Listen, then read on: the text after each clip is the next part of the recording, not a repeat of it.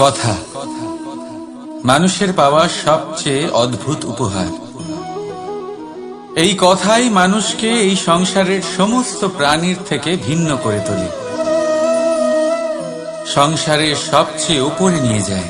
এই কথার কারণেই আমরা একে অপরের সাথে ভাব আদান প্রদান করি। আমি আমার মনের ভাবনা অন্য কাউকে ব্যক্ত করতে পারি, অন্য কেউ তাদের ভাবনা আমাকে ব্যক্ত করতে পারে। এই কথাই আমাদের সবচেয়ে বড় ঢাল। এবারে দেখুন, আপনি নিশ্চয়ই লক্ষ্য করেছেন, কারোর কথা মধুর হলে লোকে তাকে ভালোবাসে, তাকে নিজের বন্ধু বানায়। সেইভাবেই যদি কারোর কথা কঠোর হয়, তাহলে লোকে তাকে ঘৃণা করে, তাকে নিজের শত্রু মনে করে। এই কথাই ভাষা হয়ে আমাদের ইতিহাস রচনা করে। তবে আমরা কি সত্যি বাণীর বিষয়ে অতটাই ভাবি যতটা আমাদের ভাবা উচিত? ভেবে দেখুন, মানুষের কথা বলতে শিখতে কত সময় লাগে। কোনো বালক 1.5 বছর বয়সে কথা বলতে শেখে, কেউ 2 বছরে, কেউ 3। এবার দেখুন, মানুষ 1.5 বছর বয়সে কথা বলতে শিখে গেলেও তার কি বলা উচিত এটা সারা জীবনেও শিখতে পারে না। এর উপরে মনোনিবেশ করুন, এটা বোঝবার চেষ্টা করুন কি বলা উচিত। নিজের কথা শুদ্ধ করুন, নিজের কথা মধুর করুন, আর সেই মধুরতার সাথে আমার সঙ্গে বলুন, রাধা রাধা। এই লক্ষ্য আসলে কি? এই লক্ষ্য তাই যা আমরা পেতে চাই। এই সংসারে সুখী কে হয়? সুখী সেই যে তার লক্ষ্য পেয়ে গেছে। দুঃখী কে হয়? দুঃখী সেই যে তার লক্ষ্য এখনো পায়নি। এবারে প্রশ্ন এখন এটাই যে লক্ষ্য সবাই পেতে চায়, লক্ষ্য পাওয়ার জন্য সবাই প্রাণপণ চেষ্টাও করে, তাহলে সবাই তাদের লক্ষ্যে পৌঁছতে পারে না কেন? ঠিক আছে, কোথাও না কোথাও কিছু না কিছু কমতি থেকেই যায়, যাই বাধা থাক। আজকে আমি আপনাকে একটা উপায় বলবো এই লক্ষ্য পাওয়ার জন্য। একটা কাগজ নিন, তাতে একটা চিহ্ন বানান, সেটাই হবে আপনার লক্ষ্য। এবারে সেই লক্ষ্যে পৌঁছানোর একটা পথ বানান। এবারে এই যাত্রাকে ভিন্ন ভিন্ন ভাগে বিভাজন করে দিন। এবারে এটা হলো আপনার পরিকল্পনা। এবার এই পরিকল্পনা ক্রমানুসারে আপনি পালন করতে থাকুন, এটাই হবে আপনার চেষ্টা। এবার এইভাবে যদি আপনি চেষ্টা করতে থাকেন, যাই আপনার কল্পনা হোক না কেন, তা বাস্তব অবশ্যই হবে। তাহলে এই কল্পনাকে বাস্তবে রূপান্তরিত করুন। এইভাবেই নিজের পরিকল্পনা পালন করতে থাকুন। আপনার যাই কল্পনা থাকুক বা যাই লক্ষ্য থাকুক, তা বাস্তবে পরিণত হয়ে আপনার হাতে অবশ্যই আসবে। রাধা রাধা। বাবার এক মিত্র ছিলেন, বড়ই দুঃখী ছিলেন, বিপদে পড়েছিলেন। কি করবেন? ব্যবসা ভালোভাবে চলছিল না, বাড়িতে শান্তি ছিল না, সমস্ত জায়গায় ক্ষতি হচ্ছিল। তাই উনি একজন জ্যোতিষীকে দেখালেন। জ্যোতিষী বললেন, আপনার যে বাড়ি আছে সেটা আপনার জন্য অশুভ, আপনার এই বাড়ি পাল্টে ফেলুন। উনি বাড়ি পাল্টে ফেললেন, তবুও ওনার সমস্যার সমাধান হলো না। তারপর একজন জ্ঞানী ব্যক্তি ওনাকে বললেন যে আপনার জামা কাপড়ের যে রং, সেটা বিপদকে আমন্ত্রণ জানাচ্ছে, এই জামা কাপড়গুলিকে পাল্টে ফেলুন। উনি সেগুলো পাল্টে ফেললেন, তাও সমস্যার সমাধান হল না। আবার একজন জ্ঞানী ব্যক্তি বললেন যে আপনার আশেপাশে যে মানুষজন রয়েছে, তারা এটা চায় না যে আপনি সফল হন, তারা আপনার ক্ষতি চায়, তাদের সাথে সমস্ত সম্পর্ক ভেঙে ফেলুন। তো উনি সম্পর্ক ভেঙে ফেললেন, কিন্তু তাতেও ওনার জীবনে কোনো পরিবর্তন এলো না। তার মানে তিনি বাড়ি পাল্টালেন, জামা কাপড় পাল্টালেন, সম্পর্ক পাল্টালেন, যেটা পাল্টালেন না তা হলো স্বভাব। এই যে স্বভাব, এটা অত্যন্ত গুরুত্বপূর্ণ। এই স্বভাবই আপনার ব্যক্তিত্ব তৈরি করে। তাই নিজের স্বভাব শুধরে ফেলুন, তাতে ভালো পরিবর্তন আনুন, সবকিছু ভালোই হবে। রাধা রাধা। ক্রোধ লোকে বলে যে এই ক্রোধ পাপেরই মূল, কিন্তু সত্যি কি এই ক্রোধ পাপের মূল? একটু ভেবে দেখুন, এই ক্রোধ বাস্তবে আসলে কি? এই ক্রোধ একটা অনুভূতি যা আপনার মধ্যে হঠাৎই অসীমিত তেজ সঞ্চালন করে। এবারে আমি আপনাকে কিছু উদাহরণ দিচ্ছি যাতে আপনি বুঝতে পারেন যে ক্রোধ আপনার জন্য ভালো কি না। যদি কারোর সাথে অন্যায় হয় আর এটা দেখে আপনার ক্রোধ হয়, আর এই ক্রোধ আপনাকে তার সাহায্য করতে প্রেরণা যোগায়, তাহলে এই ক্রোধ অবশ্যই ভালো। যদি কোথাও আপনি দেখেন যে কোনো নারীর উপরে অত্যাচার হচ্ছে আর সেটা দেখে আপনার ক্রোধ হয়, আর এই ক্রোধ আপনাকে তার সাহায্য করতে সাহস যোগায়, তাহলে এই ক্রোধ অবশ্যই ভালো। যদি এই সংসারে কোথাও আপনি কোনো অনৈতিক কাজ বা ছলনা দেখেন আর আপনার তাতে ক্রোধ না হয়, কিছুই অনুভব করেন না, তাহলে এটা কাপুরুষতা।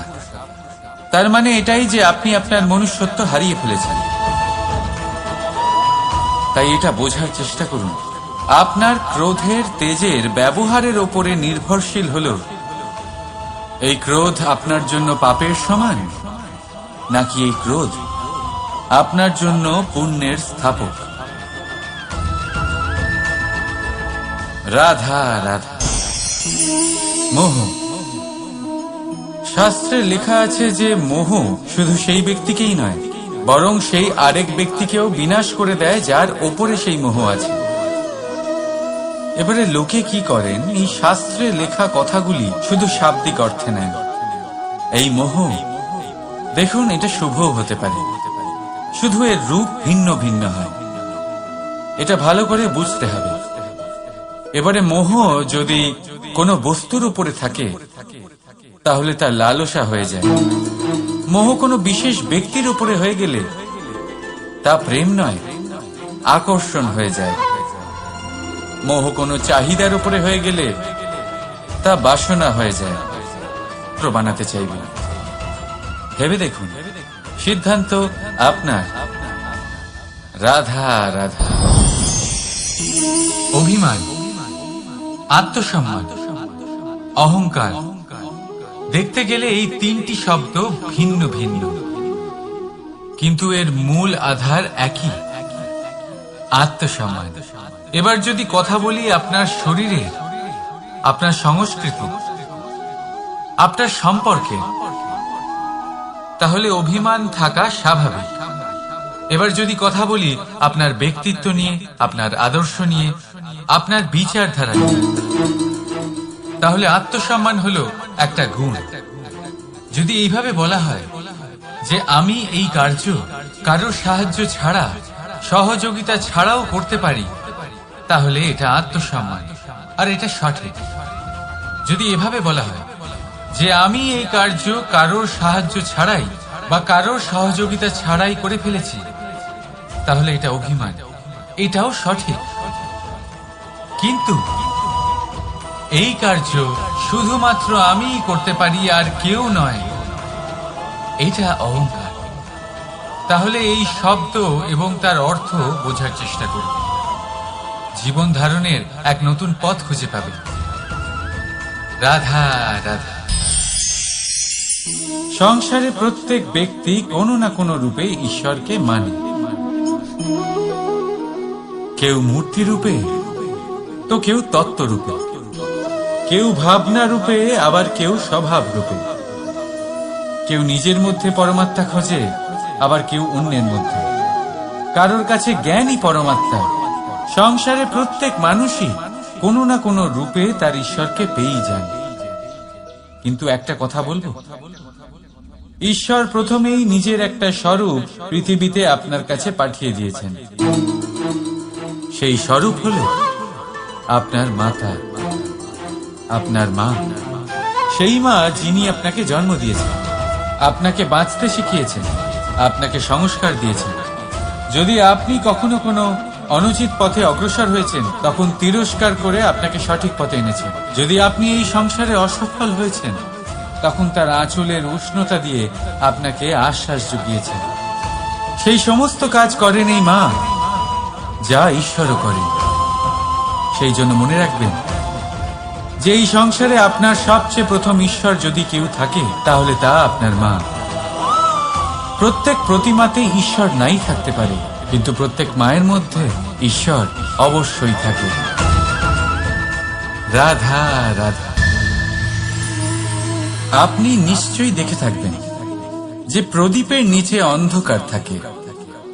যে প্রদীপ সংসারকে আলোকিত করে সেই প্রদীপের নিচেই অন্ধকার। এবারে অনেক মানুষ আছে যারা এই বিষয়টা এইভাবে দেখে যে ব্যক্তি নিজের সমস্যার সমাধান করতে পারে না আর গোটা সংসারকে উপদেশ দেয়।